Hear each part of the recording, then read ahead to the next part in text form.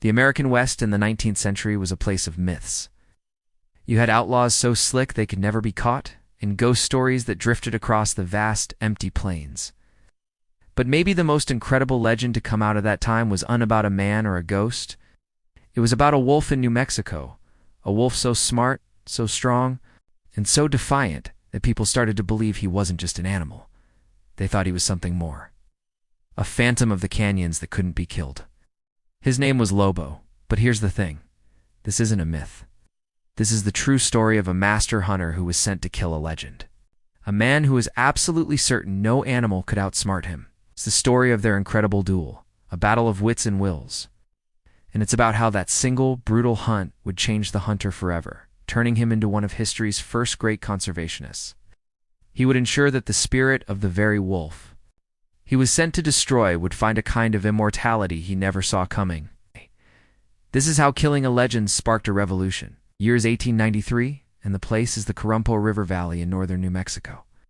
This was the frontier, rugged and unforgiving. And in this wild kingdom, there was one ruler, a huge gray wolf, the locals called Lobo, the Spanish word for wolf. Lobo wasn't just any wolf. He was a leader of incredible size and cunning. For 5 years, he and his small, loyal pack had been the terror of ranchers in the valley. They weren't killing for sport. As settlers wiped out their natural prey like bison and elk, Lobo's pack had to adapt, and they turned to livestock. They were picky eaters, choosing only the youngest and healthiest cattle. It's estimated they took down around 2,000 animals, a devastating blow to the local economy. Some ranchers claimed the pack was killing a cow a day. The ranchers were desperate. They left out poisoned carcasses, but Lobo's pack would just carefully eat around the poisoned bits. They laid countless traps. But Lobo seemed to have a sixth sense, often digging them up and springing them, leaving them for the hunters to find. Frustrated, the ranchers put a massive $1,000 bounty on Lobo's head of fortune at the time. Bounty hunters and cowboys came from all over, but they all went home empty-handed. Lobo was just too smart. He was a ghost, a king defending his territory, and he seemed unbeatable. Finally, the ranchers sent for the one man they thought could do the job, a specialist with a reputation for being the best. His name was Ernest Thompson Seton, a Canadian-born naturalist and artist. Seton was also a brutally effective trapper. He arrived in New Mexico in October of 1893, confident, maybe even a little arrogant.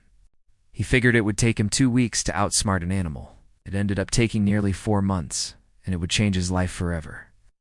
Seton started his hunt with scientific precision, studying Lobo's tracks and habits. His first move was poison. He laced several bets using all his skills as a naturalist to hide any human scent.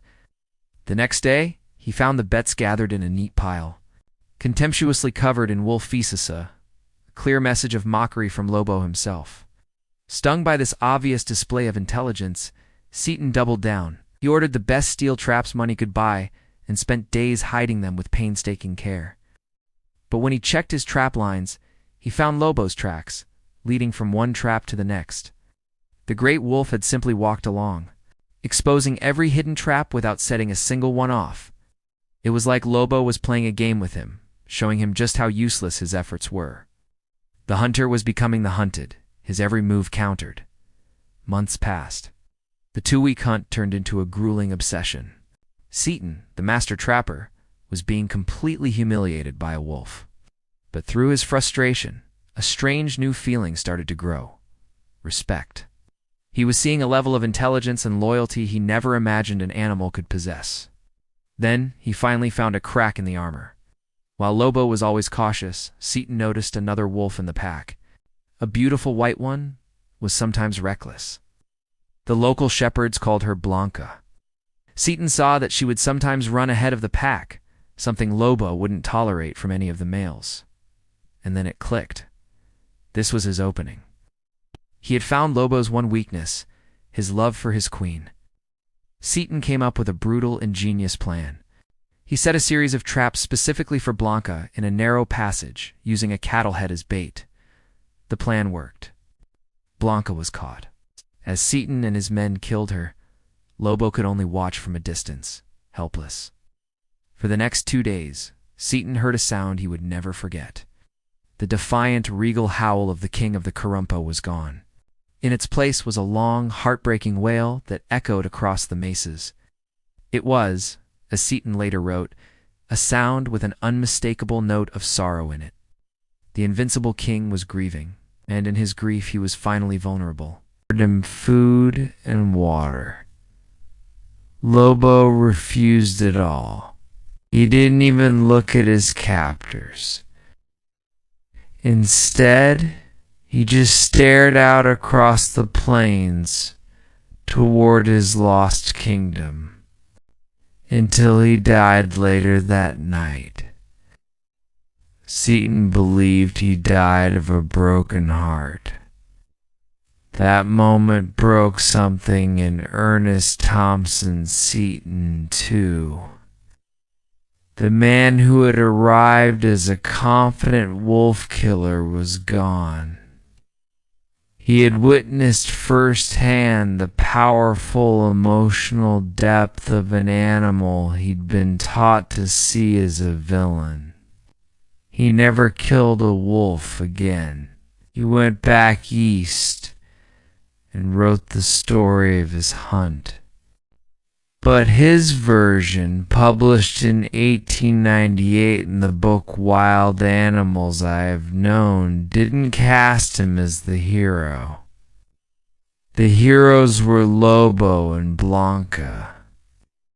The book was a sensation, creating a new genre of realistic animal stories and showing the world that these creatures weren't monsters, but intelligent, feeling beings. This was the start of Seton's true legacy. It's haunted by what he had done. He spent the rest of his life fighting for the creatures he once hunted. Ever since Lobo, he wrote, my sincerest wish has been to impress upon people that each of our native, wild creatures is in itself a precious heritage that we have no right to destroy. He became a key figure in the American conservation movement, in drawing on his passion for nature education. Helped co-found the Boy Scouts of America, even writing the organization's first handbook. The story of Lobo is a powerful reminder that our view of the world can change in an instant, but asks us to look past the myths and our own fears to see the reality of the lives we share this planet with.